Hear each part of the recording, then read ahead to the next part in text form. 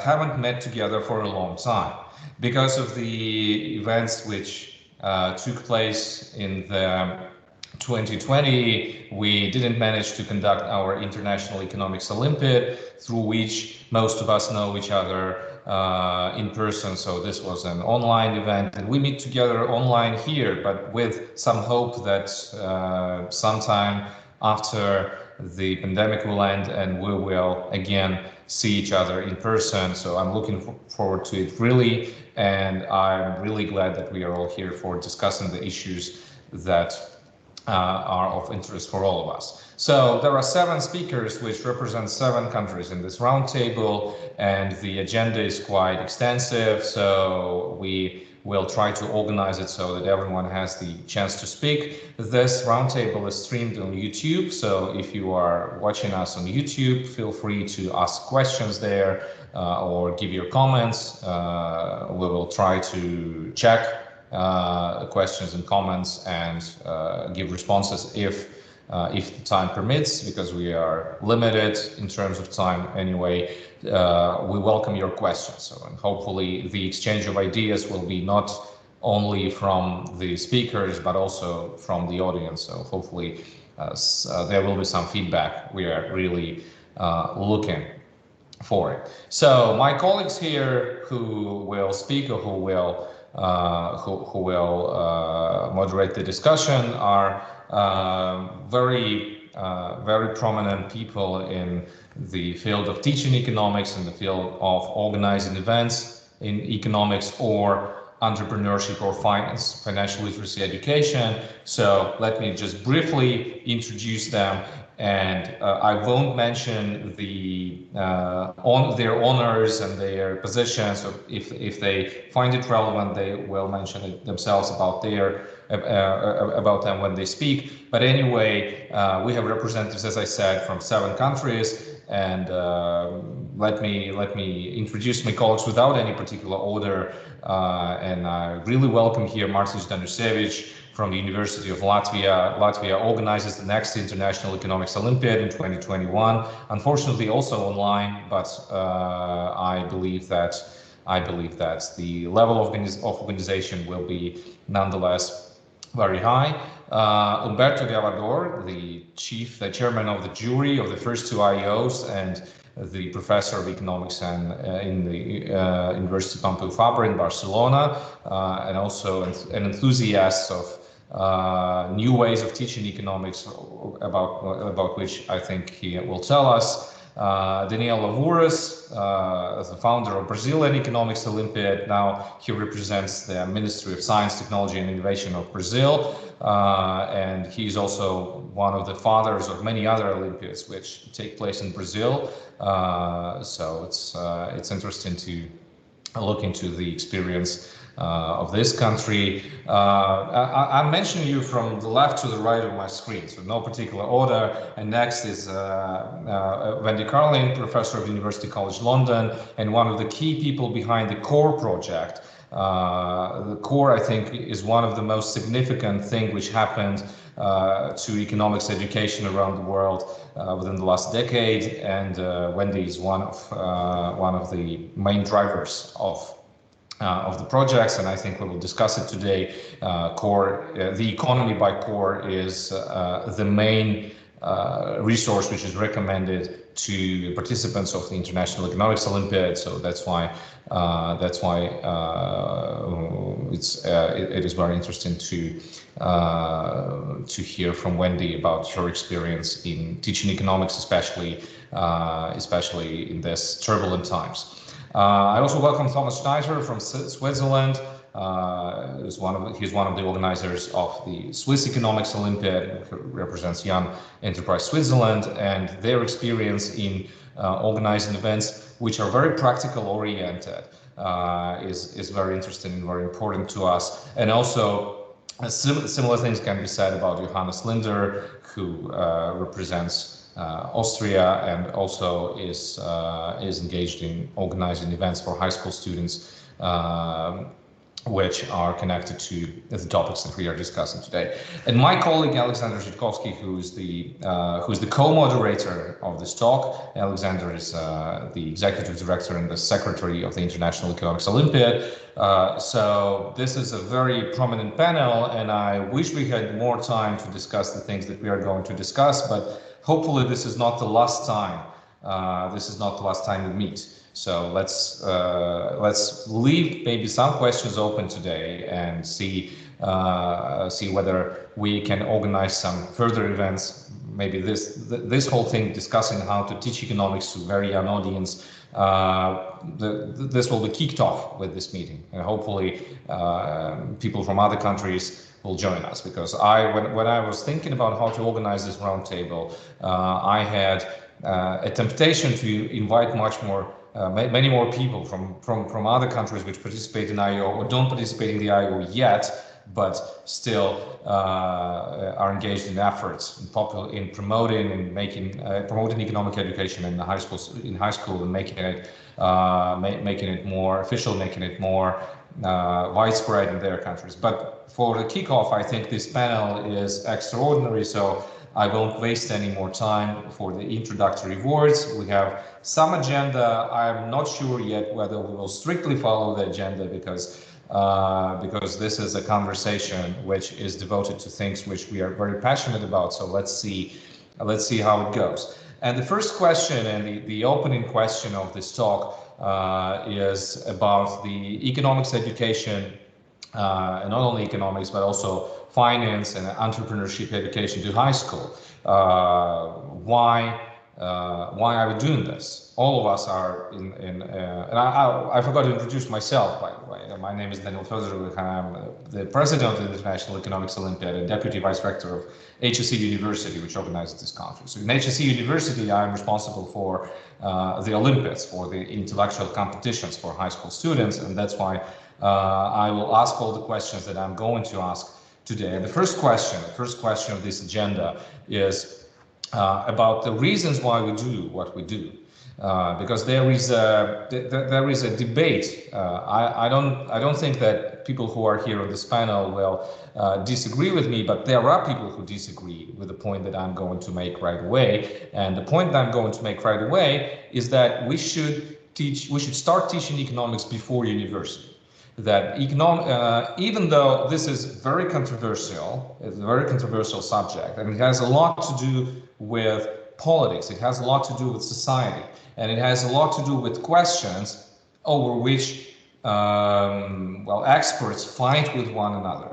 But still, it is a science, and it is a science which has its laws, which has its foundations, which has its grounds, and this science, knowing this science, really helps in life, also to those who don't devote their life to economics. So some people disagree with that. Some people say that perhaps the high school students who are 15 to 17 years old are just too young to develop thorough and complete understanding of the things that economics is about.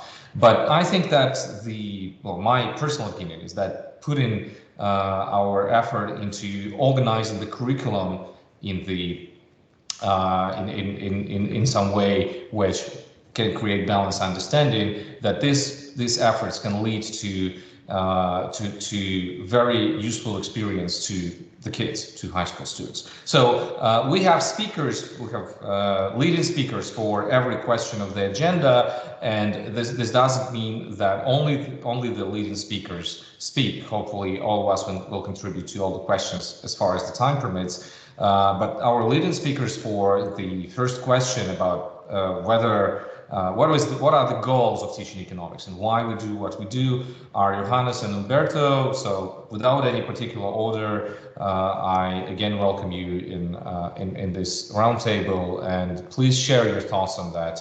And I also invite everyone else to comment after the speech of the leading speakers. And also we are following the chat in YouTube, so feel free to ask your questions if you have any, please.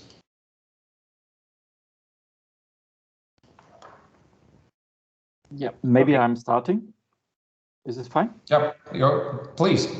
Yeah, my ladies and gentlemen, maybe I would like to stress 3 perspectives about this question: why we are doing this, how we are doing it, and in which context can we see this. And I would like to speak first about why we are doing this, because everybody who is soluting a problem by learning something should get this answer. The parents should understand why this is an important thing.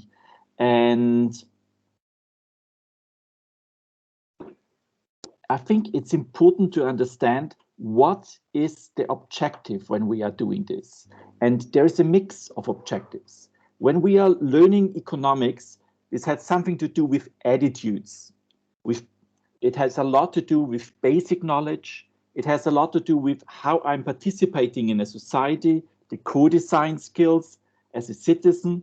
And maybe for some of the students, it has also something to do with TVET knowledge. How can I use this in a practical context when I'm working in a company?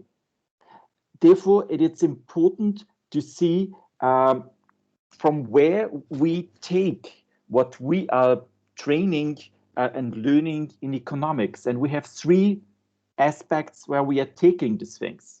The first one is we are living in an economy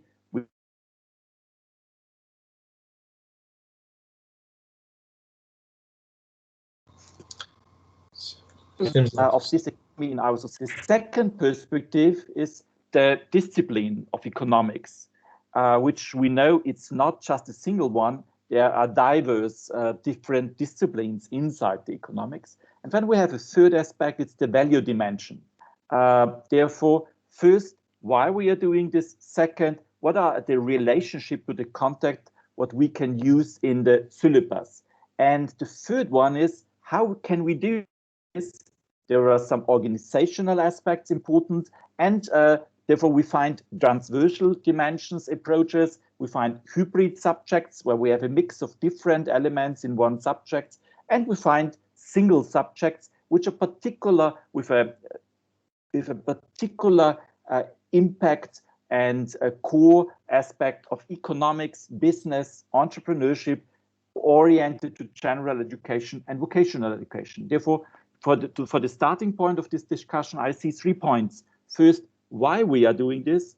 The second one is in which content do we take, and we have 3 different aspects where we are taking this out. And then the third aspect is the dimension, how we can organize this inside the high school. May I give the word to the other colleague? Okay, so first of all, let me thank Danil and the organization for inviting me to this very interesting panel. I think when we talk from the perspective of high school, I think there are usually 2 arguments in favor of using or have been used in order to justify the teaching economics at this age. So one, it's the idea that it's a preparatory or training for people who want to follow economics at the university. The second one, it's the idea that everybody, whether you do economics or not, you need to be literate in economics and finance, because you live in a society where economics plays a main role. And you need to understand the world you live in, and in particular, we need to provide students the tools to avoid being manipulated. And I think the second part, and even though I put the order first university, second this training, the second argument is the one that I'm convinced is important, and that's where the teaching of economics in higher school should be focused. From the perspective of a university professor, I don't have any evidence that the students who have learned economics prior to coming to the university perform much better than those who have not. I personally, from this perspective, I think they should devote this time to learning better math, right? So, or better statistics than really economics. So if we think about economics as economic and finance literacy, and then entrepreneurship, I think that should be the focus of high school. And then one last line is that probably we have, and I think this international panel is also a good example. It's that probably there is not one formula that fits all. So we have very different educational systems. We have places where we have open curricula at the university, where this possibility of exploring economics it's offered from once you enter the university. We have programs like it's the case of Spanish education program, or most of the continental Europe, where you specialize from the very beginning. And then the idea of knowing a little bit what is economics maybe may have some justification there in high school. But I don't want to extend further just. So these are my main points. So, Humberto, you pointed out that maybe high school curriculum should focus on financial literacy or entrepreneurship, along with economics. But perhaps you can name one or two economics concepts from the economic theory concepts that you think every person should know by they finish high school. Or comparative advantage, the importance of international trade, something like this. So in Russia, for example, that's my question. Now I will explain why I'm asking this. So in Russia, for example, we have the economics curriculum, and in some schools it is taught as a mandatory subject. We will talk about this a little later, but the textbooks are quite extensive. Some of them have ISLM, for example. Some of them have oligopoly models with calculus. So things like that. But I think that if we are looking for some practically oriented course, what concepts in the economics itself can we focus on? Mainly this is a question to Humberto, but I invite everyone else also to express their ideas. So yes, very quickly. So I would say, so first they should know what inflation means. It should know what unemployment means, and how are the different ways of measuring. They should know how to read a graph properly, and what's the importance of units. And then I think it's important that they understand the two main concepts. I think, for me, the two great contributions, and that's the way I like to start usually my courses at the university. The two great contributions of economics is that incentives matter,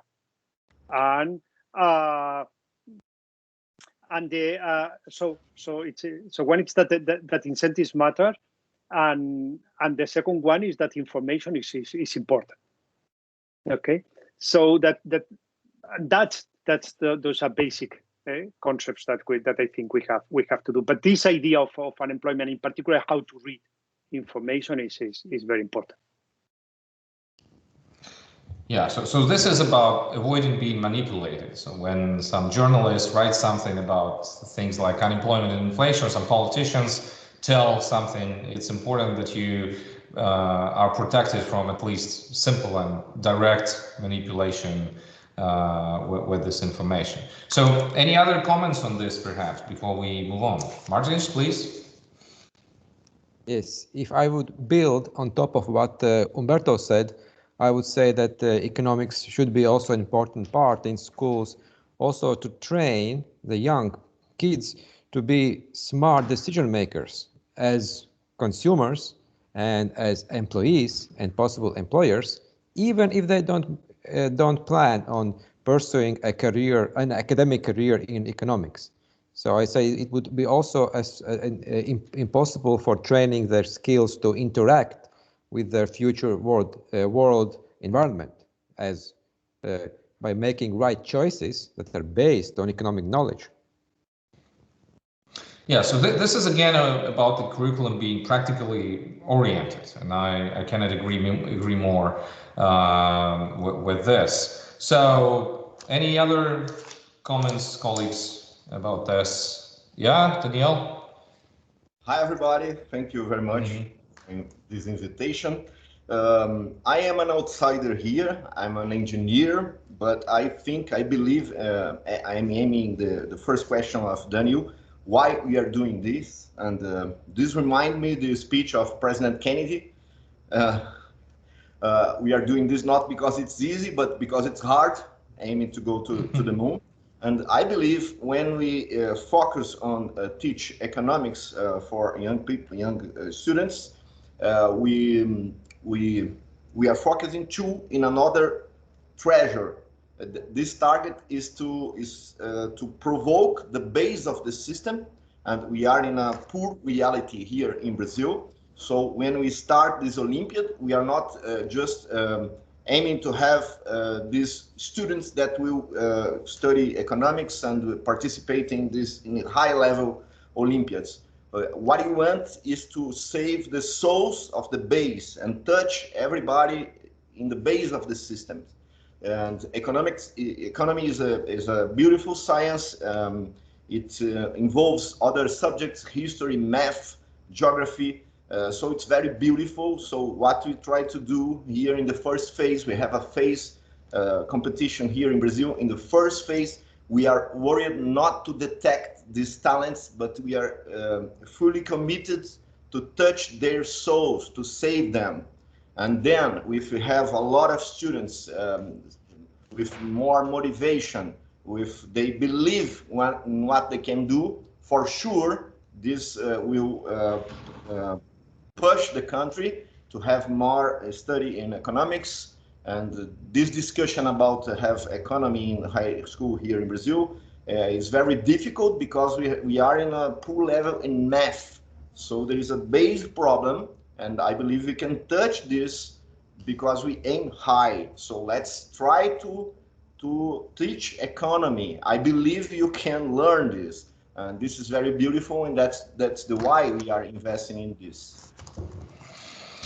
Yeah. So, Wendy, you have anything to add here? Yeah, just the discussion was starting at 15 to 17-year-olds. I think it should be starting in a much lower down the schools. I think economics is about understanding how the world works and how it came to look the way it does today.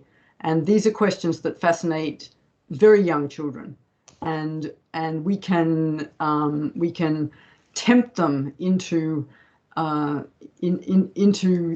understanding economics, into thinking that this is something for them, because it gives them a lens on understanding that big question: how does the world work, and how can we contribute to making it work better? And that's also something that animates children from an even younger age than age 15. So it's not just about how I can make better decisions for myself, but how we can make the world work better. And that's in my view, a really central contribution that a focus on economics education can make. Yeah, thank you for the statement. Actually, this is something I wanted to ask you in moving to the second part of our agenda, to the second point about teaching economics in this turbulent times of COVID-19. And Wendy is one of the leading speakers, the other one is Thomas. But my question specifically is first to Wendy, but then to Thomas. Because Wendy, a year ago, you wrote an opinion for Financial Times when the coronavirus was just starting, and I bumped into it and I found it very similar to what I think. And the idea there, this was 1 year ago, before we knew the scale of all this. A year ago, you wrote that perhaps the whole coronavirus thing will make us stop shying away from talking about ethical considerations. From we should bring more moral issues into our conversations. So as economists, we have some mission. I'm retelling with my own words, but perhaps this is roughly what you were saying there, that we are responsible for important conversations, even if they are unpleasant conversations. And our next question is how COVID-19 changed our views on teaching economics. And here, perhaps it would be nice to talk not only about teaching economics to high school students specifically, but the view on the economics education, economics instruction in general. So what's this year, this very outstanding year, 2020, taught us about how to deliver economics course. So Wendy and Thomas, without again any particular time spans, please elaborate on this question. Okay, maybe I'll start just because it leads on from what you were saying, and Thomas and I spoke briefly at the beginning about the focus that we were going to take, and I was going to talk about content, and that connects very closely with what you've just said, Danil. So let me just I just had a couple of slides that I thought might help focus our attention. So let me try and share the screen.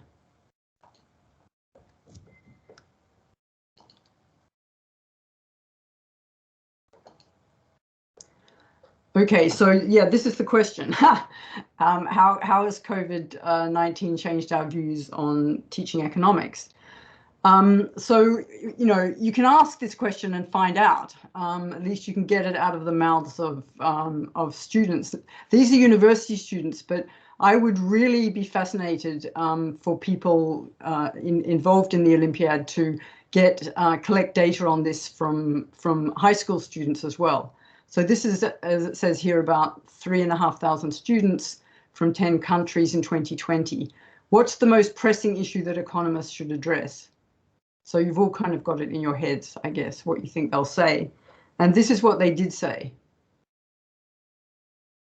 So they were concerned with COVID-19 recession, you can see. Inequality remained the most pressing concern. And this has been the case ever since we started asking this question in about 2015. And you can also see that the climate crisis is there as well. So for some people, they may find these topics somehow weird. You know, why aren't they obsessed about, as you began with, inflation? Well, partly because there isn't any at the moment, but you can see that unemployment is there. So I think this is a really interesting starting point to find out what the audience, whether it's high school students or university students, what they think economists should be working on. So the core project that Danil mentioned, I'm not going to go on about it, but just say that it is being used in hundreds of schools as well as in universities. And the connection with how we teach post-COVID really comes in this first bullet point, which is trying to bring a new benchmark model to students, what we can think of as the new economics. And I'm just going to give you a few examples to try and make that concrete rather than just theoretical. So this is all about core stuff being free. That's fine. Right. So this is a comparison of the conventional benchmark with a new benchmark. And so the traditional way economics has been taught is in terms of Homo economicus, this far-sighted, self-interested being. And we now are subjecting the conventional benchmark and the new benchmark to the COVID test. We say, you know, is it enough just to think about Homo economicus when we try and understand the behaviors that we've experienced during the pandemic? And that was what Danil was partly referring to. We've seen lots of other regarding behavior, altruistic behavior, but we've also seen a lot of us versus them thinking. So just think about attitudes to mask wearing. Sometimes it's a sign of exclusion. Don't come in here if you are wearing a mask. Elsewhere, it's a social norm. It's become a norm to wear a mask. So we can go through lots of aspects of economics and kind of subject them to the COVID test. We've had all kinds of interactions through non-market interactions, right? The disease transmission process.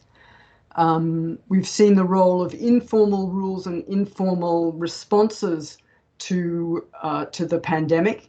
So we know that lots of behavioral changes occurred before they were mandated by governments, and we need a way of capturing that in our thinking about the economy. So just another couple. We have to go beyond market power and government power if we're going to think about power within firms. And there's been a lot of episodes during the pandemic where workers have been forced to go to work, even when it's been dangerous in terms of exposure to the virus. So I hope this gives a hint that we can really kind of animate economics and use it to illuminate what's gone on in the pandemic. And just to kind of put it in terms of you know, the exam, this was 2019, and this was the subject of the exam. And then you have to skip across 2020 because the exams were cancelled, like the Olympiad. And then this is the exam in 2021, and it's the aspects of the new way of thinking about economics that I think have really stood up to the COVID test. So I hope that kind of sparks off some thinking about how teaching in COVID times has prompted us, who are kind of on the front lines, to deploy our tools to provide insight into the pandemic and the variation in responses across countries as well. So I'll stop there. Thank you, Wendy. Thomas? Yeah, thank you very much. So I would like to give an overview of the method, because I think that's the really important aspect of teaching during the COVID time. And I think we had all a big change from front of class teaching to distance learning. And some countries, some schools were well prepared, some others were less prepared. And I think we have seen the importance of blended learning, definitely. So we have seen that we don't need to teach everything in front of the class.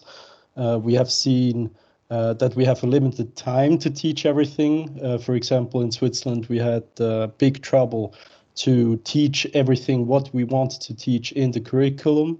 And then we also had to cancel some exams, what is usually a big motivation for the students. So there we had a big challenge from this change.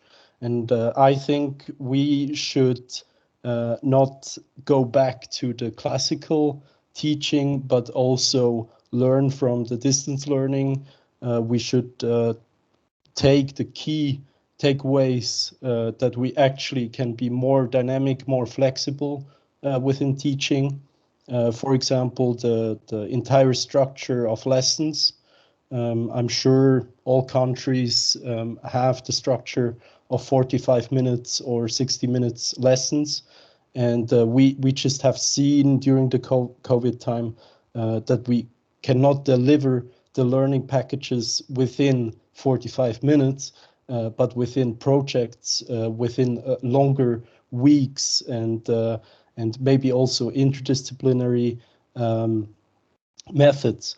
So I just think we need to go away from the linear perspective, from very non-dynamic perspectives to a dynamic perspective of the learning process.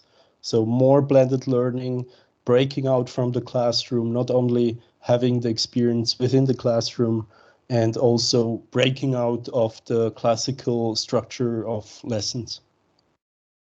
Well, in Switzerland, have any steps been taken to actually implement things like that after the pandemic ends? Or is it just your wishes about how things should work? Is it a real perspective?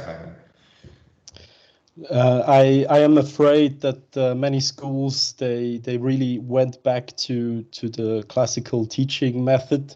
I also have experienced it myself because I was teaching in a high school some weeks ago, and I experienced that the students and also the teachers were really exhausted from last year. So they are just happy that they can do everything like they used to do it.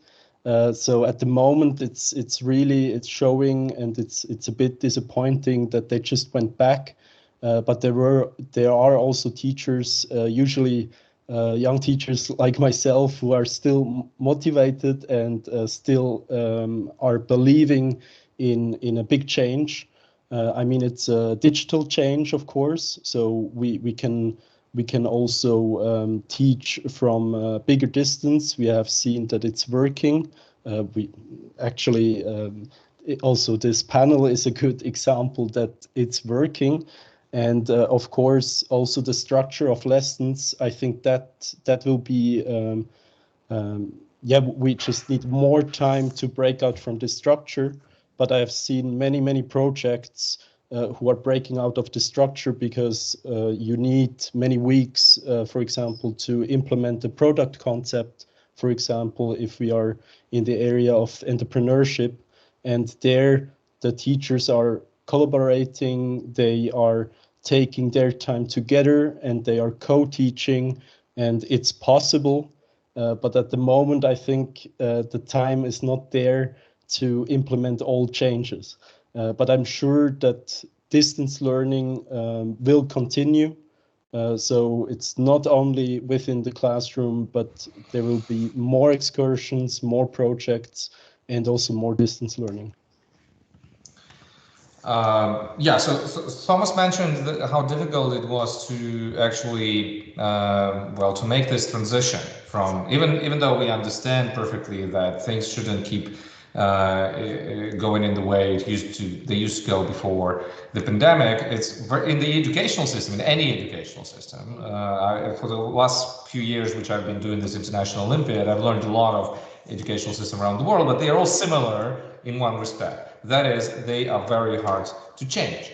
So I have a question to you all. Maybe some of you have a quick response to that. Are there any resources that we can recommend to school teachers, to school administrators, and to government administrators that they can use to implement new ways of teaching faster?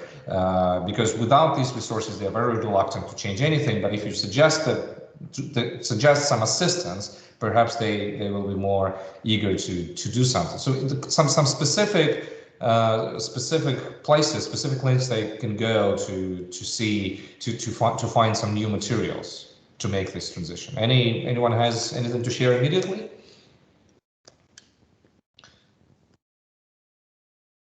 I thought so.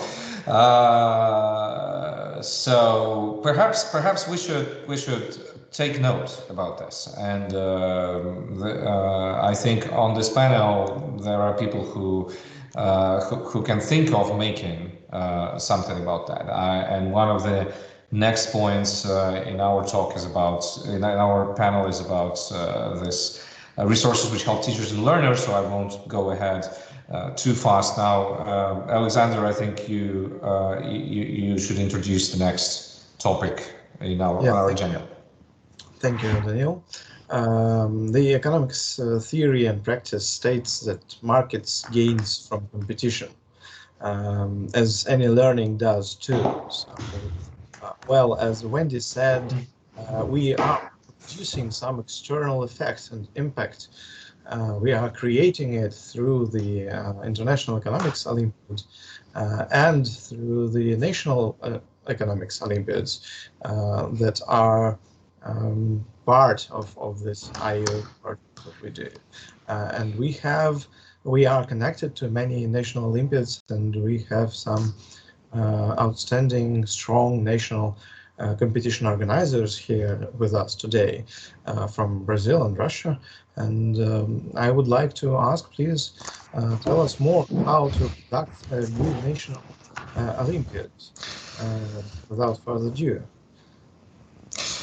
So thank you, Alexander. It's me and Daniel, two people with similar names who are responsible for this part of our conversation. But the reason is not that we have similar names, but that we are responsible for many competitions, for many projects for promoting science among high schoolers. And I will say a few words about what's happening in Russia. Perhaps Daniel will continue about Brazil or some general thoughts. So yeah, Alexander correctly points out that there is a very fundamental thing in economics, that competition helps. But in any economics textbook, in any microeconomics textbook, or the classical ones, we find that competition is a good thing only under some premises. That is, if some conditions are fulfilled, then competition is a good thing. If this otherwise, perhaps we need to interact with the market. We need to introduce some regulation in order to make things even better. So, in my personal view, as a person who organizes a lot of Olympiads, not only IO, but also many things in Russia, in economics and other subjects, I should say that any competition, any Olympiad, should not be limited to the competition itself, because it is not a race where you devote your life to training and then in the end you arrive the first and that this is your ultimate goal, which is met. To be the first. Well, to be the first is a good thing. People who've been there, who won the gold medals of IO or whatever other competitions there are, they, as far as I can tell from talking to them, they were happy about that. But most of the participants of the competitions, they don't win medals, and still they participate. Even those of them who know in advance that they are very unlikely to become the top one winner, still they participate and they are encouraged by their teachers, by their educators, by their parents to participate in the competitions. And I think that we should make competitions in such a way that they are fun to participate by themselves. And it's not only about learn as many formula as you can or as many numbers as you can, and then apply them, list them when you are at the competition. Whoever remembers the most number of formula, this person becomes the winner, and we congratulate him. It shouldn't work this way, and that's why the events which we organize here in Russia, especially which are not connected to the government. I don't represent the government, unlike Danil. So I'm engaged in some projects with the government, but I have a lot more freedom in the projects which are not government related.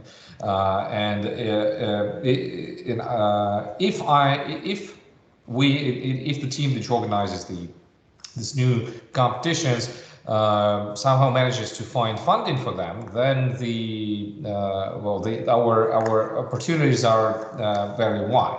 So I want to tell you about one new project that we are now organizing, and I think that in a few years this will be, this will either replace the Russian National Olympiad in the way which exists right now, or it will add to Russian National Olympiad in economics.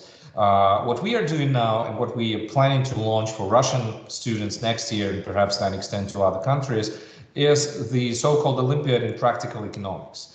This is what most economics competitions around the world, which I'm aware of, are lacking: working with data. And as Humberto mentioned, it is a very important thing to read the graphs, to try to be able to find something on the internet, the data that you need to answer some specific question that you have. We are planning to make this competition, which will consist of multiple stages, and between these stages, we are planning to organize the whole teaching program about working with data for high school. Of course, this is not about let's learn something about linear regression and prove Gauss market theorem. This is not how this should work. Of course, we won't do like university level econometrics. But important things about working with data are how to read the graphs, how to build the graphs in such a way that those who you send them can understand what you had in mind. How not to fall into the common traps of working with data, like causal relationship versus correlation. How can you tell, how can you test the hypothesis that whatever you find in the data is not a mere random correlation, that there is something behind it? And how to think of alternative hypotheses, which can explain, even if you're attempting to put forward some hypothesis that seems very likely to you, how not to fall into this trap, how not to analyze counterfactuals, how to analyze different explanations of the phenomena we had in mind. So this is a very ambitious project. Perhaps it's the first time I announce it outside my little team, which are now projecting it, but we really are looking forward to change the way economics competitions are organized in Russia. Because working with data, thinking about data, collecting data, doing some calculations, of course not the university level econometrics and not like big data analysis. This is all very important also, but we want to make students, high school students, think that they shouldn't be scared of numbers. When you see numbers somewhere, you see a spreadsheet, when some politician who's throwing, some journalist who's throwing a lot of numbers on you, well, you shouldn't be disarmed, because there are a lot of instruments which can be used without any econometrics training, but still available to high school students and useful to understand basic concepts of working with data. So that's the aim that we have, and this is very unlike the usual competitions that we have in Russia, and looking forward to introducing it next year. Hopefully this will work. But the general idea, and I actually arrived at this thinking after talking with many people at the IO and the economics instruction community around the world, it's that we actually have this problem in Russia with economics competition. With our main state-organized Olympiad, we have this problem, that the tasks there have become too mathematized. So when you have to select out of a great number of students, you have to select 100, which will make it to the last stage, and out of them you have to select 5, which will go to the IO. So you have to make tasks complicated, because these students, they are very well prepared for the tasks which are standard and non-complicated. So there is one of two ways. There are two ways, and you should pick one in doing the task for such Olympiad. Either you make them mathematically complicated, but then it becomes an Olympiad in math, not in economics. And some teachers are even kidding that this is economics Olympiad can be called a Paralympiad in math, which is the joke that I don't like, but which I often hear. The other way is to make questions non-standard, is to make questions different from what everyone is used to. Well, when time goes by, they become standard, but then we should invent something new. So this is, I think, what Olympiads should be about. Not testing the knowledge, not testing exactly how many theorems you've learned, but testing whether you're ready to interact with reality. So that's, I think, is very much in line with all of you said in the beginning. Now I give the floor to Danil, perhaps to add something about the situation in Brazil with the Olympiads that he's responsible for. I will start with an analogy, a question why Brazil can be said somehow the country of soccer. That's because everybody is playing soccer in the streets. Children love to play soccer and not to play badminton. That's why I have a good team for the World Cup in soccer and not in badminton. It's something like a fever. Everybody wants to play soccer. They love to play soccer. They are not competing. This is healthy. It's the same. Our goal is to make the same with education, with studying economics. So we have to propose these beautiful goals of the science of economics to solve the problems of the world, inequality, poverty, etc. In the first round of our Olympiad, in a simple way, in a fascinating way, using beautiful videos, colored images, GIFs, simple questions to make students smile. We are talking about students that they have poor base in math and science, but they can think about the problems of the world, and we can save them. And we have fantastic cases. We can point from other Olympiads, children in the or in poor conditions in our country, and because they started with these competitions, with this Olympiad in a healthy way, they are not competing to be good. They like to play, they like to participate, and then now they have a PhD in some area. So we split our Olympiad in different phases, and in the first round, our objective is to make to propose tests that are simple, that are very interesting for everybody. We want that even the poor students of the country can, oh, now I can do this. I believe I can go. We are saving them. Then, when we have next steps in the next rounds, we propose questions that are more difficult, more challenging. But the treasure of the system is the base. If you have a strong base, a huge base, then in the top of the pyramid, we will have a team that can participate in the World Cup. This is the goal of every Olympiad I have organized here in Brazil, and it's a treasure. We can say the results are very good because we can save a lot of these students that are nobody believe they can grow, they can go. Nobody. And Olympiads, they have this beautiful this treasure. This is the main objective of the Olympiad here in Brazil, and we are trying to spread the idea of an economics Olympiad. It's difficult because the students in the schools, I don't know even math, even history, even geography.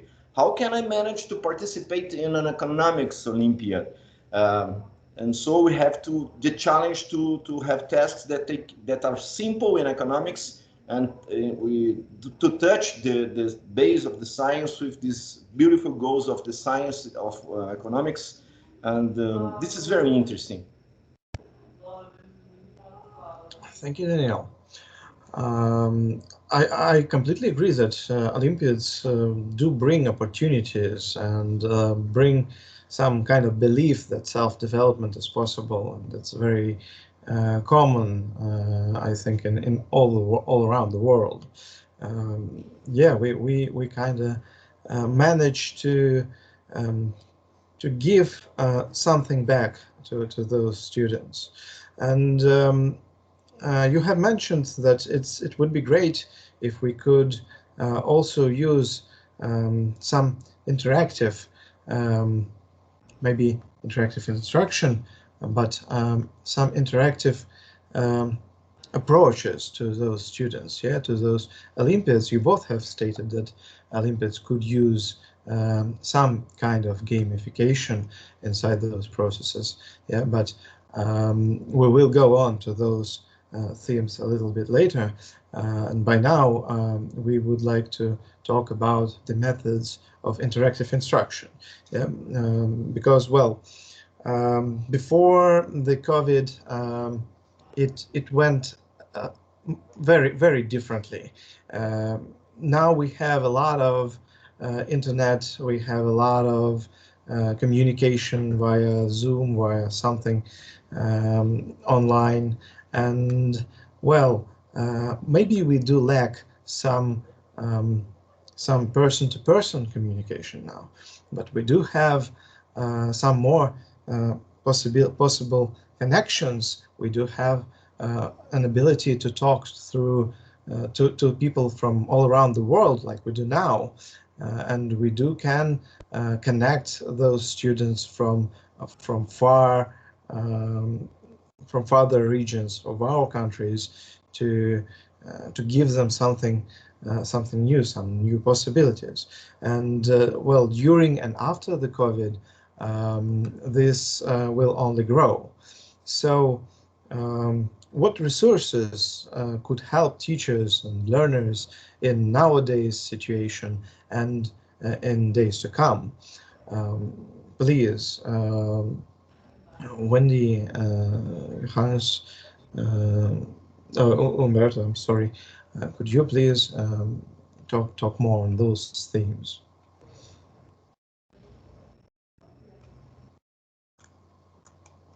So Wendy, maybe I start and you follow later. So it's I think I'm connected to something that we were talking before. That's the what we have learned from COVID.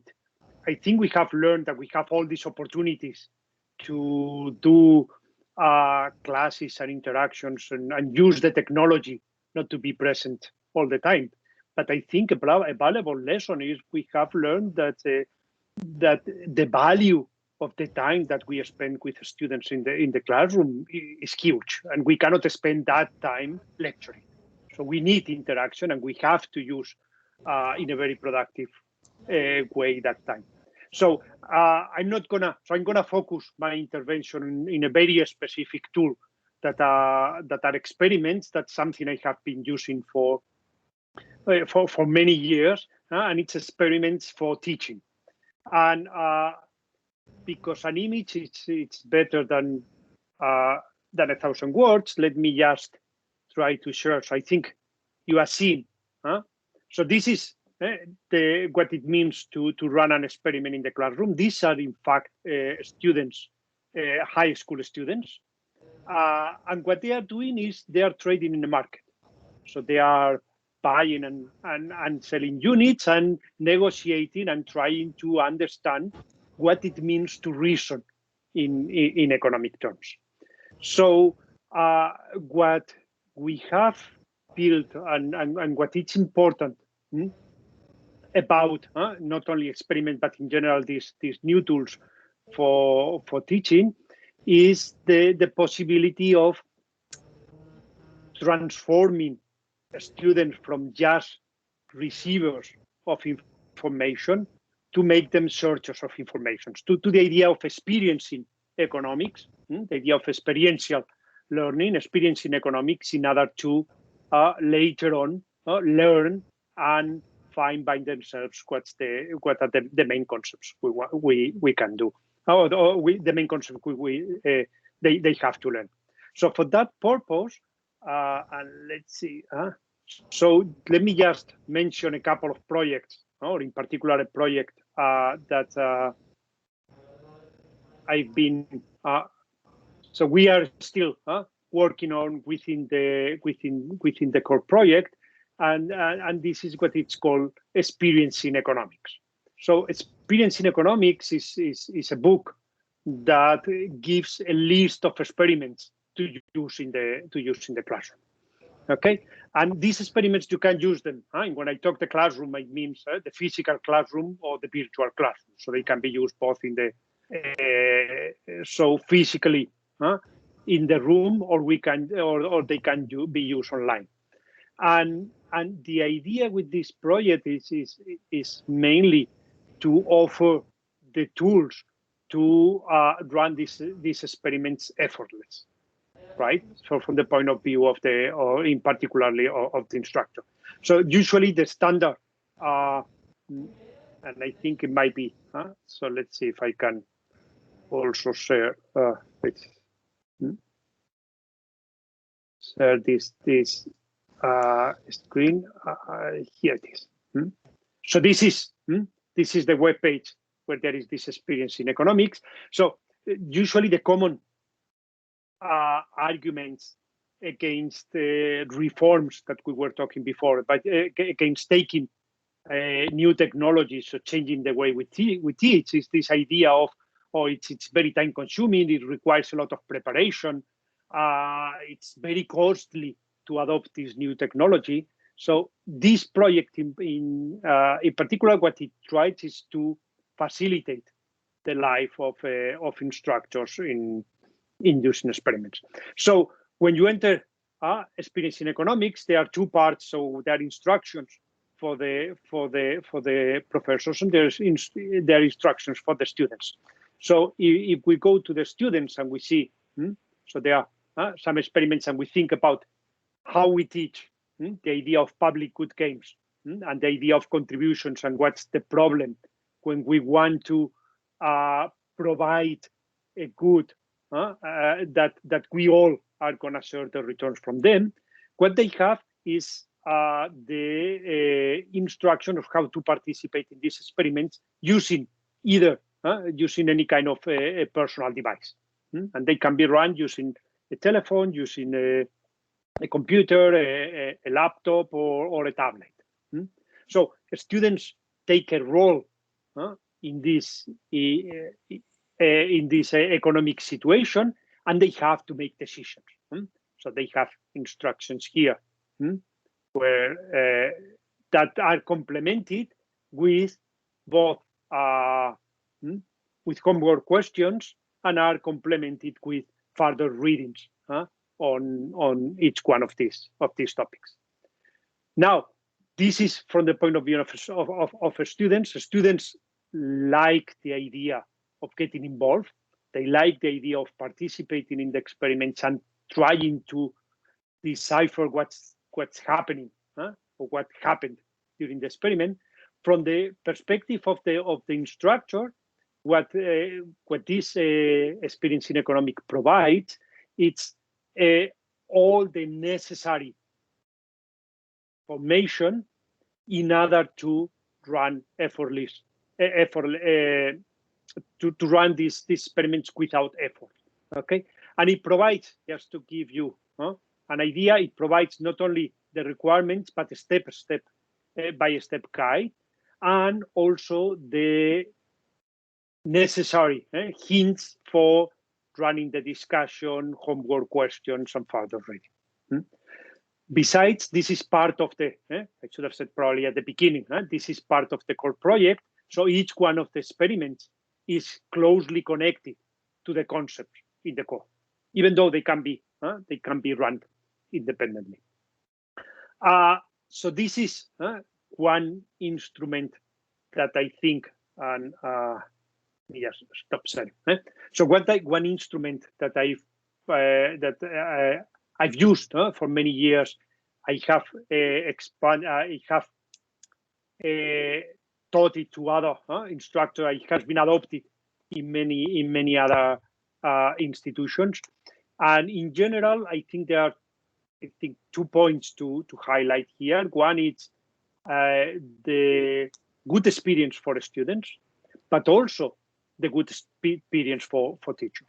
So we should also think that when we organize a course, and that's many of the why these instruments are useful, we are going to have to teach this course many times. Okay, so if we don't make it fun teaching, then the course is going to be boring. So I think one of the great contributions, or one of the things we should keep in mind when talking about these instruments, is the idea that it has to be fun and interesting to take a course. It has to be fun and interesting to teach a course, because otherwise we go nowhere.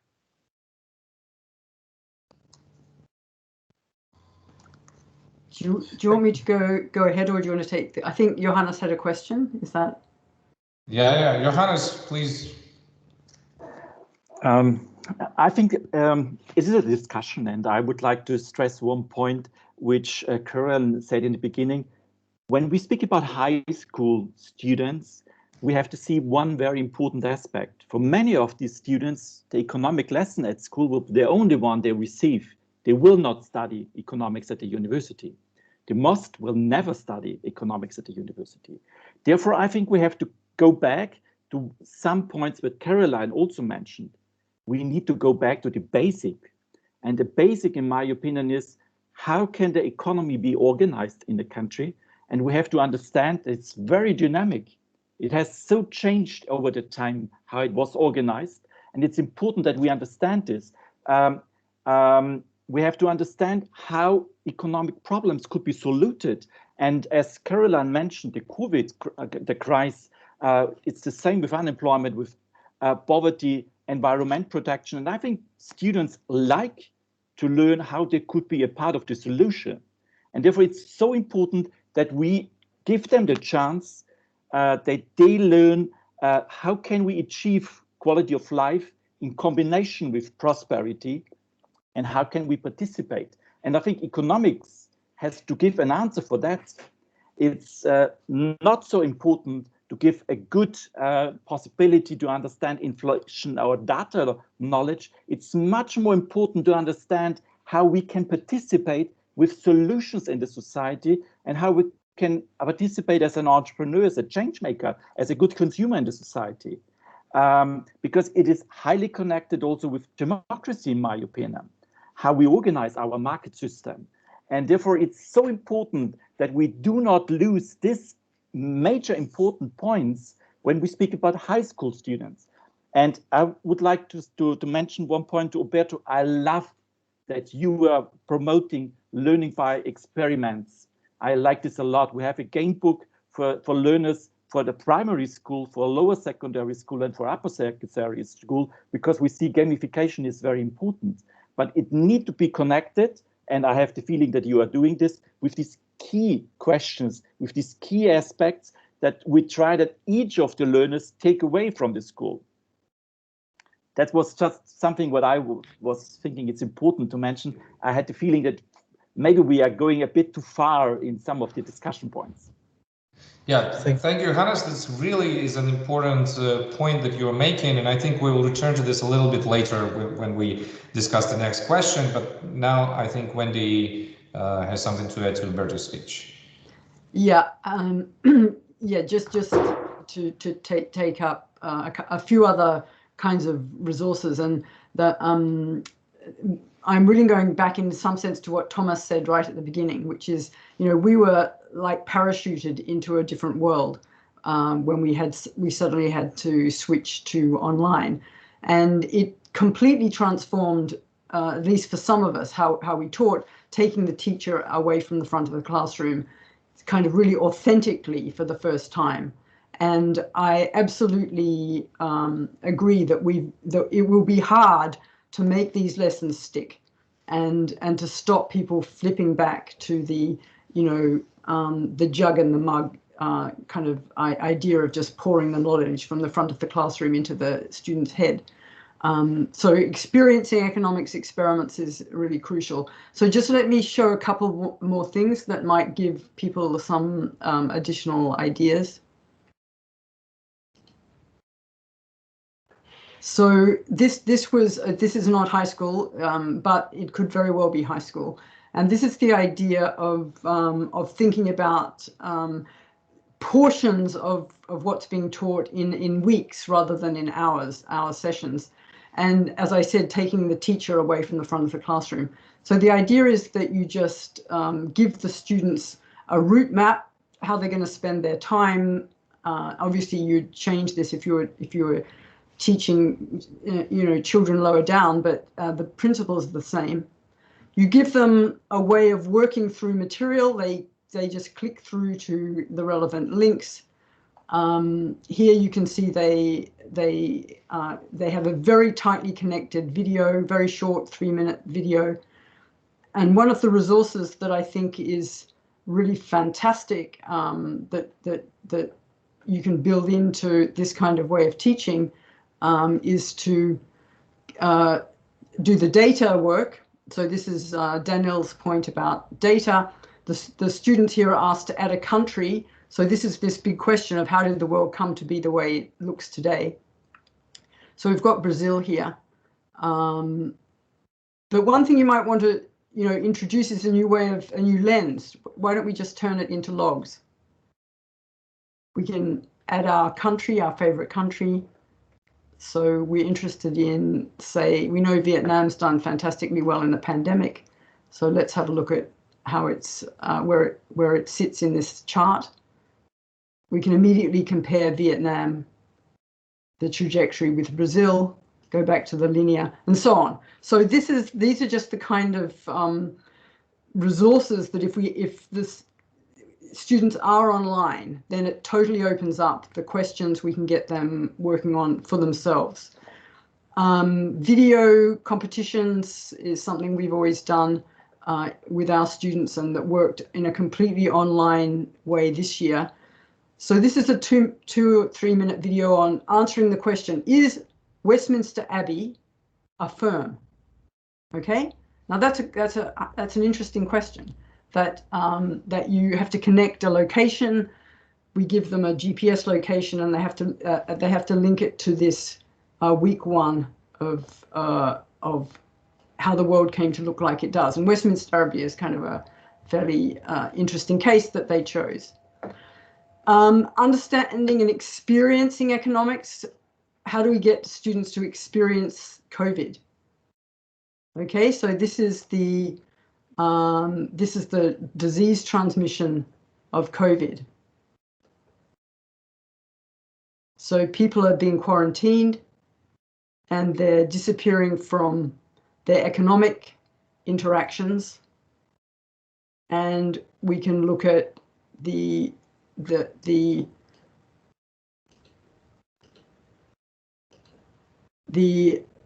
difference that social distancing makes to the epidemic, the path of the epidemic. We can look at the economic cost. We can look at the effect on inequality, which has been a major impact of the pandemic. We can make it much more complicated and run the simulation again and again. Okay, so these are just some tools that are out there in terms of inequality. I've just chosen a set of countries here. We can again add whatever we like, and we can look at inequality across countries, within countries, tip it up, turn it around, introduce ways of measuring inequality, different ways of measuring inequality, and see what's happened since 1980. So this is, you know, there are lots of tools around, and if we want to get students into creating or learning about data on their own, so in a high school competition of the kind that Danil mentioned, you can do it here, starting with measuring climate change. You have to know no economics. You don't even have to have seen a spreadsheet. You don't have to know any coding, and you can be producing visualizations and forming your own hypotheses, working in a team. So there are tons of resources out there. I think we can be kind of confident that if we can make these things well known, there's been a kind of spurt, I would say, of creativity during COVID times, and we really have to struggle to stop people pushing themselves back into the front of the class and making use of those occasions when you are interacting. They've got to pay.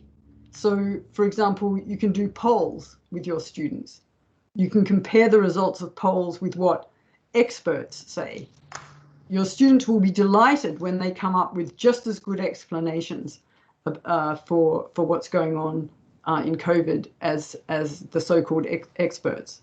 So I think, you know, there's really fertile ground, but we have to share ideas about how to convince our perhaps less adventurous colleagues and the bureaucratic level that is always putting blockages to these kind of revolutions in teaching. Yep. Thank you, Wendy. Thank you, Humberto and Johannes, for participating in this part. I think that this thing about experiments is very important for two reasons. First, well, it will be fun for students to learn through experiments. That's completely a game changer. Once we have, and COVID taught us that it's possible to teach with all these devices in the students' hands. So it's fine if they have their laptops or iPhones or whatever with them, so we can conduct experiments any moment. And the second point about experiments is that what I personally have found when talking to high schoolers, which I had interactions with during classes, is that it's a new idea for them that economists do experiments.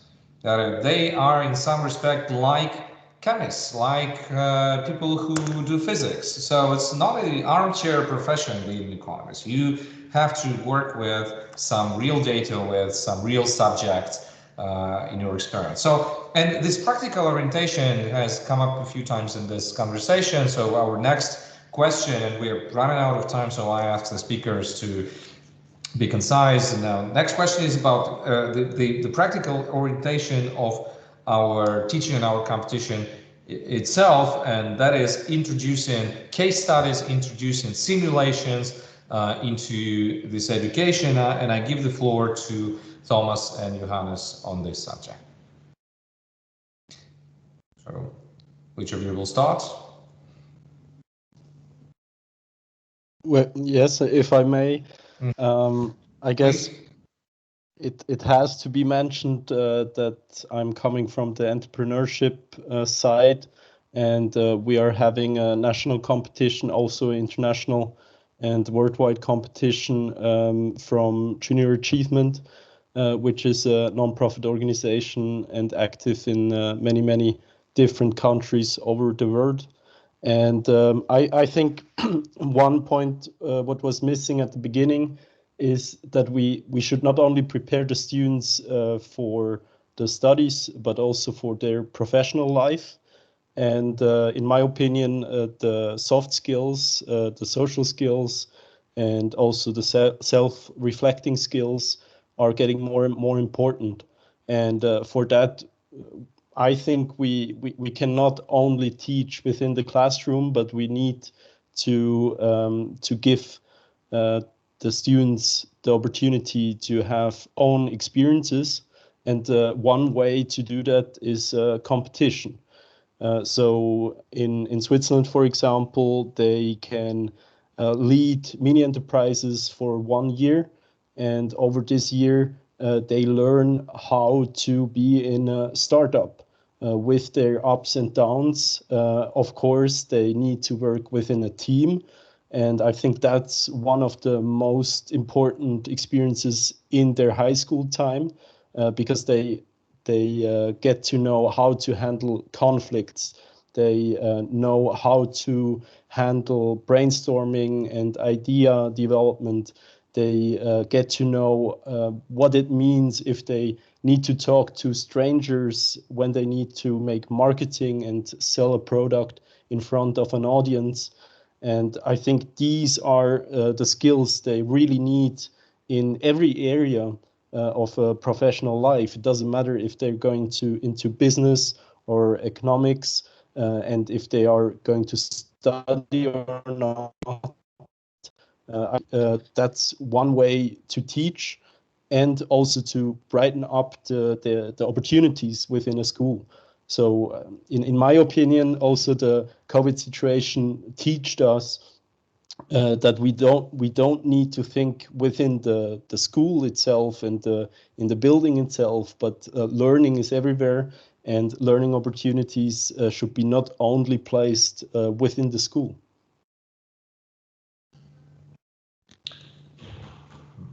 Yeah, that's hard not to agree with. Well, but again, much harder to implement than to imagine, unfortunately. And I'm really willing to see someday here that the things I do look like what you're telling. That is learning, which happens all the time, and learning which happens for the sake of acquiring some useful skills, not just skills to solve the problems which can be applied elsewhere. So that's actually our ultimate goal. So Johannes, maybe you elaborate a little on your previous statement about the need to make education connected to real questions, to solving the big questions of society, and what interactive ways of teaching do you introduce?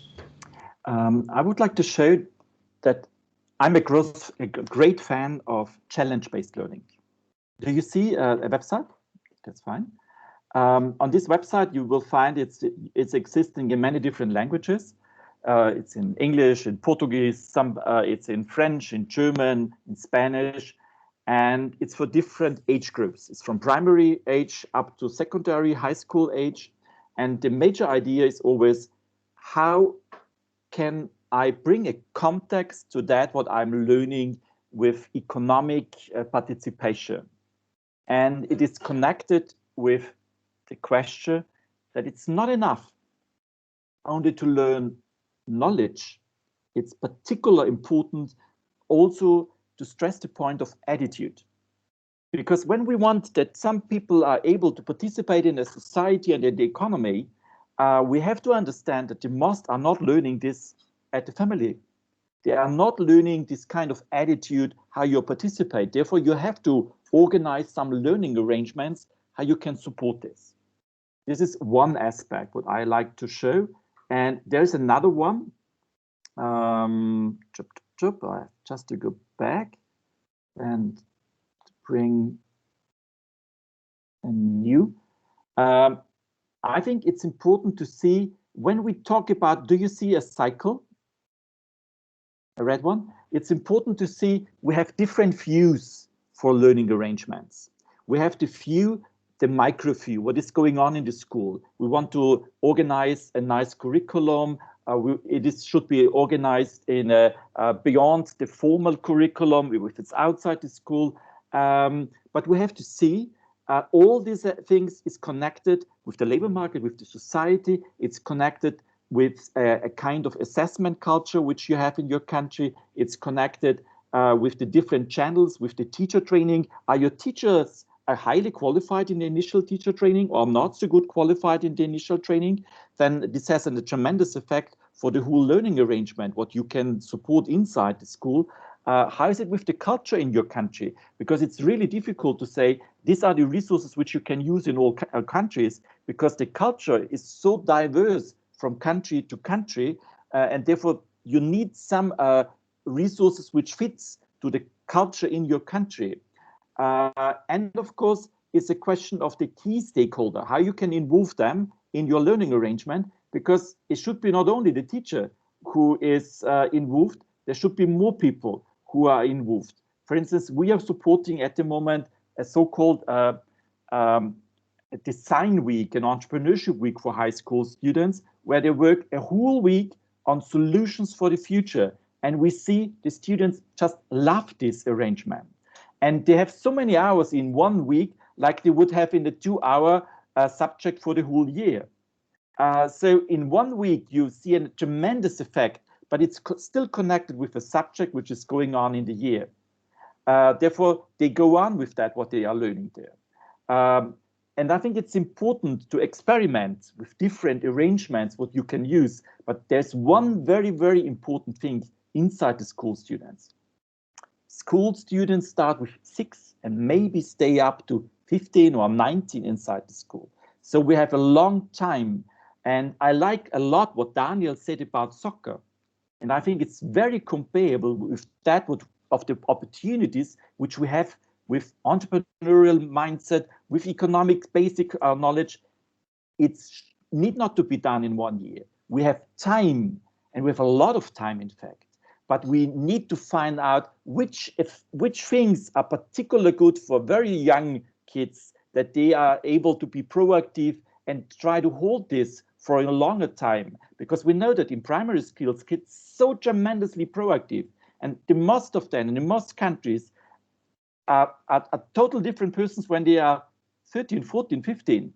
Then we need to find out which activities, particularly connected with economics and entrepreneurship, can we support, that they see this is something what I immediately can use, because I'm living in an economy, I'm living in a society, and I can participate also as a kid, as a youngster in this society, and I'm not learning just for a storage that later on I will use this to change the society. Therefore, I think we need small challenges what kids can salute, and they will later on go with larger one.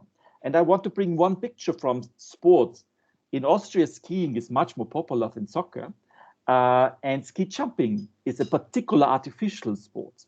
And we have a ski jumper, when he jumped 200 meters, they asked him, was it risky to jump 200 meters? And he gave a brilliant answer for this long-term aspect. He said, it was not risky. It was more risky when I was 3 years and I was only jumping 2 meters, because my attitude was not fit and I didn't know the method, how to jump in a good way.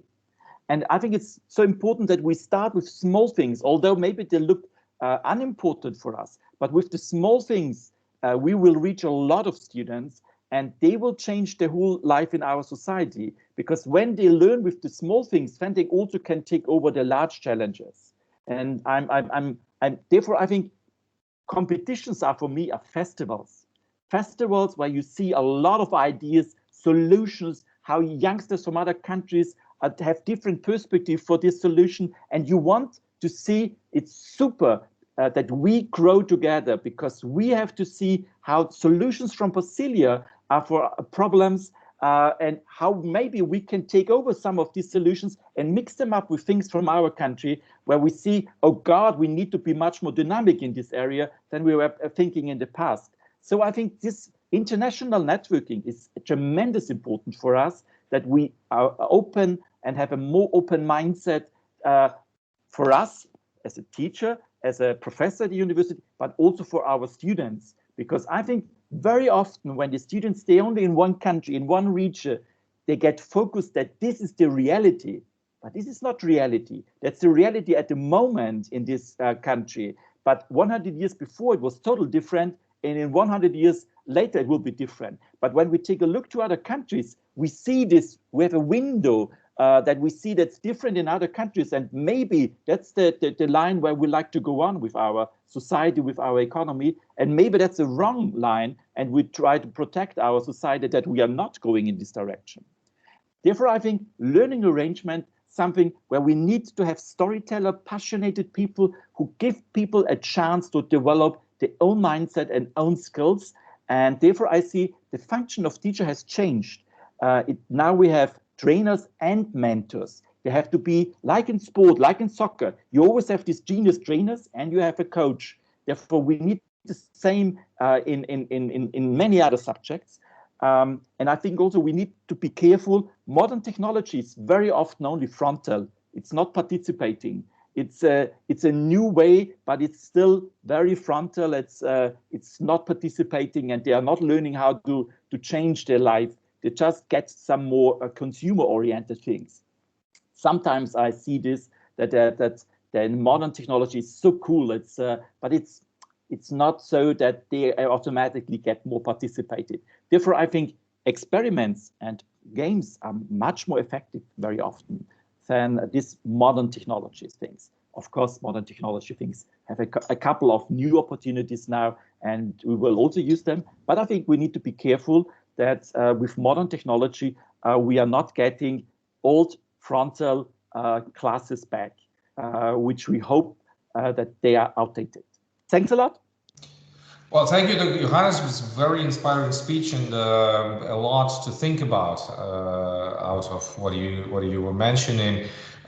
We have one more question to discuss, but we are running out of time. I think we can spend a few more minutes after the official time ends, if no one is rushing somewhere. So, and this question is very much related to what already has been discussed about should economics enter the official high school curriculum as math, history, and this more conventional subjects. So there are risks there that if we somehow, and we discuss it in Russia a lot, that if we tomorrow the president signs the law that every high school student or every middle or every elementary school student should study economics, this will have more downside effects than upside effects. That's a lot of complications here to be resolved, and perhaps this is not what we are looking for. So what is the optimal way to organize this interaction with the official school system, with the government, with the teachers, instructors, and so on? So, and this is where I finally give the floor to Mārtiņš. If you like, please elaborate on this question. Well, hello. Of course, at least in the end. And well, I won't take it long. And one of the things that, of course, Danil mentioned and is also part of the topic is, should it be mandatory or elective? And that's also something that's been an issue here in Latvia too, because we are currently in the middle of a rehaul of our education system.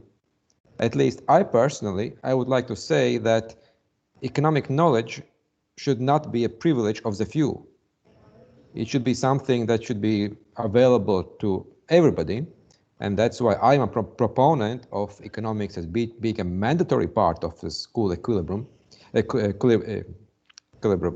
And of course, for example, in our case, we are currently moving to a system in Latvia where economics is being taught from the first grade as a part of social sciences. So currently, our current program covers the whole school process from the first until the last 12th grade, having some kind of economics integrated somewhere. And I think that's a great thing, and that should be done, because even the smallest kids should have some basic knowledge of how this world works, and it works often based on the economics. And I even think that this is a field that should be integrated more, even with biology, with ecology, with math, with geography in our classrooms, in all levels. And that everybody should benefit from that. And at least we in my country are moving toward that, because most courses in school are now moved in the direction of joining several topics together, or by creating this move towards not knowledge but competences, as we know often about, and I think that's a good direction. Of course, what I see as a problem is a balance between some kind of practical skills and academic skills, and that's a hard thing to thread, because one problem I see, for example, from our experience, is that some schools are becoming very elite in this field. They are monopolizing the economic field, and we see a very dominance of some schools in national Olympiads and so on. Of course, I'm glad for those kids, but at the same time that discourages other schools.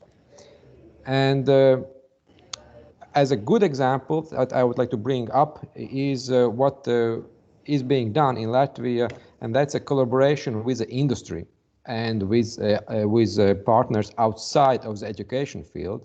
For example, a big part of economics curriculum is developed by the help of the Central Bank of Latvia.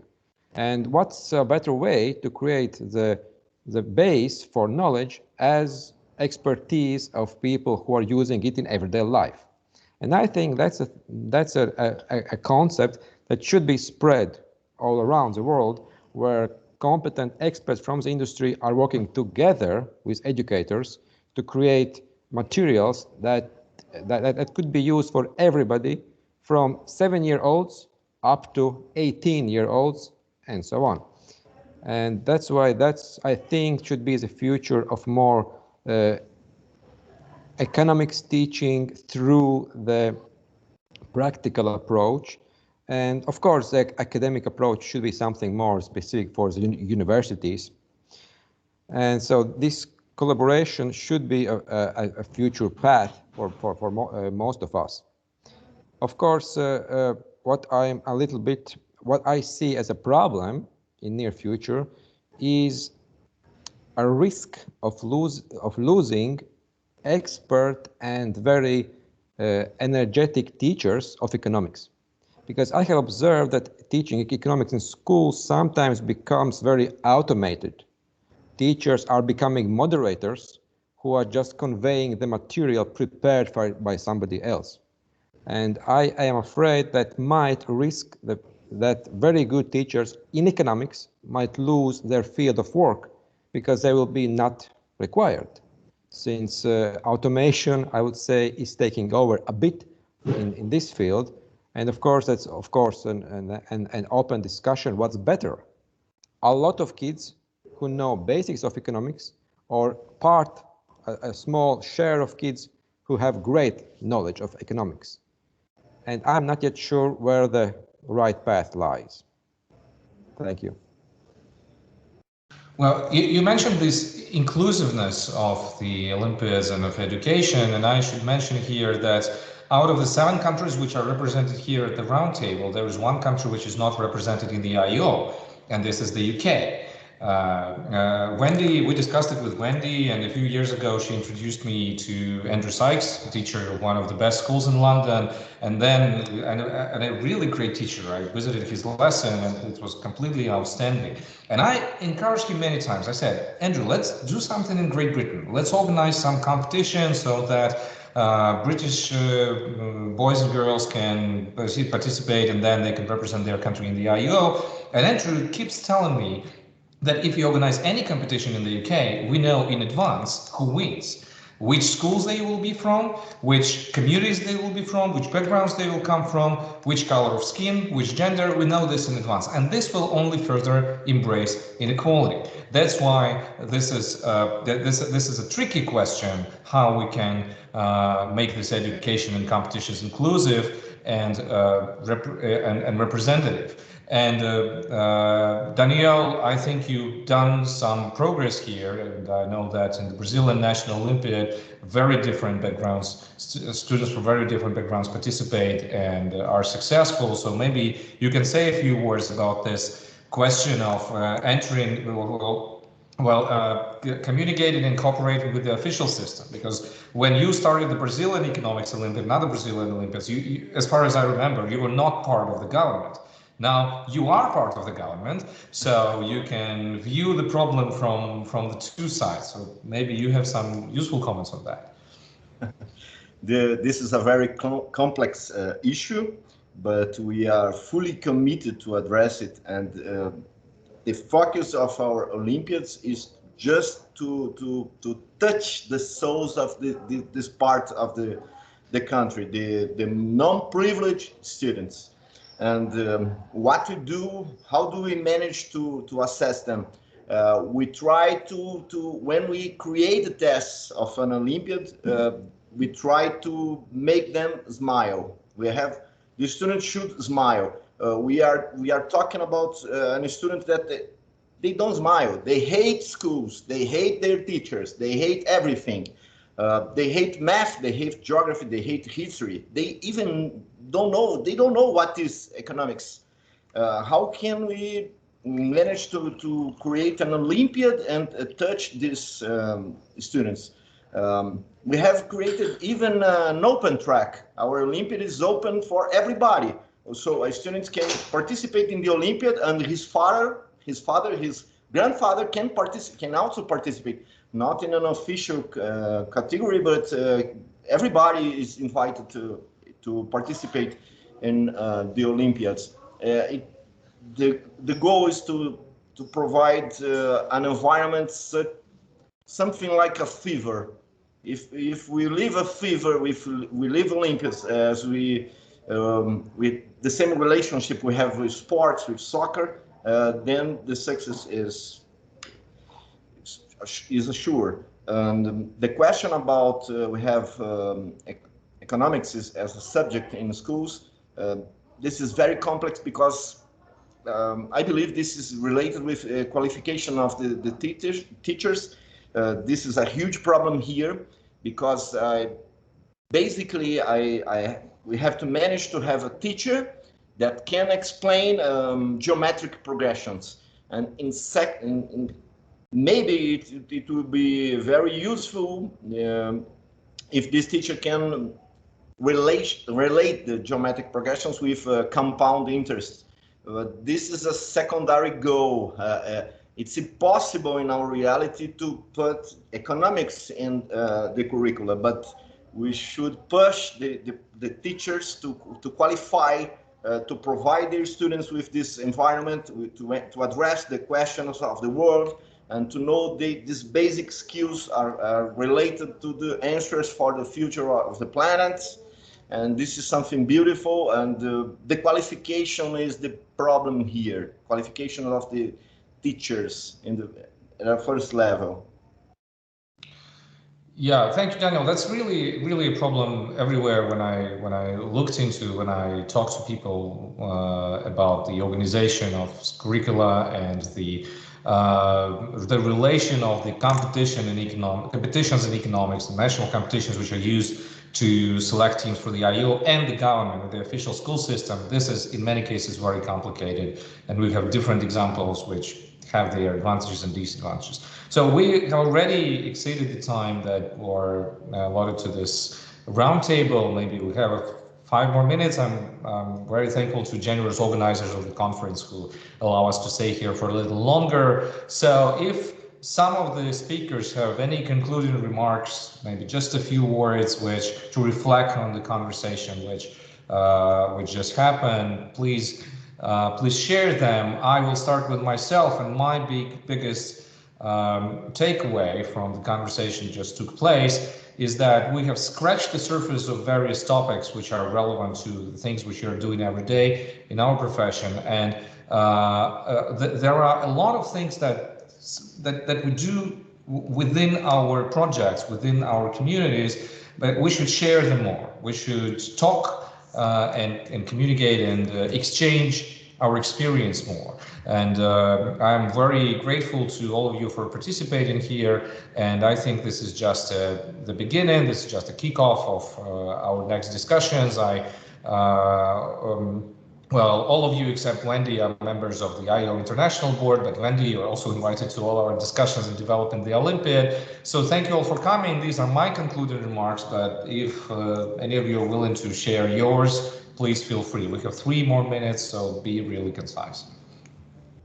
Thank you, everybody. Danil, I've learned a lot. It was very productive, and I would like to know more about the links you have shared, some strategies you have implemented in your countries. It was very good to participate here. Thank you very much. Thomas? Just a few comments. I think about UK. I think it's more important that you participate first, that you develop something first. But I think it's a process that you can be more inclusive. So I would like to motivate to have their Olympiad as well. And we also have a partner organization in the UK, if that would help. So we can exchange contacts if you like to.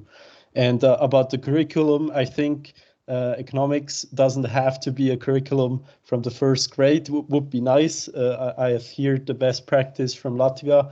That would be great. But I think it's one way of a perspective, and that it can be integrated in any other curriculum, and of course also into projects. So I don't think it's the most important discussion if it has to be a curriculum, but it has to be a part of teaching, a part of the learning process. Thank you, Thomas. Anyone else? Oh, Johannes? My conclusion would be every generation has to learn anew how the economy and the society works today and in the future. So it's a very nice thing for us that we have the possibility to work with youngsters with their own potential and talents, how they can use them, that the solutions for the future will be learned today, that we have them in the future. And I think that's a privilege that we can do this. And I think economics and entrepreneurship, therefore, is an important part of that. Thanks a lot. Thank you, Johannes. So, Humberto. I just want to thank the invitation. So it was a great panel. I think we touched many important issues. And for me, the take I get from this is the importance of considering that rather than talking about the subject of economics and how to introduce the economics into the curricula, we should start talking about economic literacy. And we should have a measure of how literate the society, and that could be a good way to start for this. Yeah, I agree with that completely. So thank you all. No more concluding remarks. Thank you all for coming. This was a very, for me personally, as I said, this was a very fruitful conversation, and we definitely should continue this.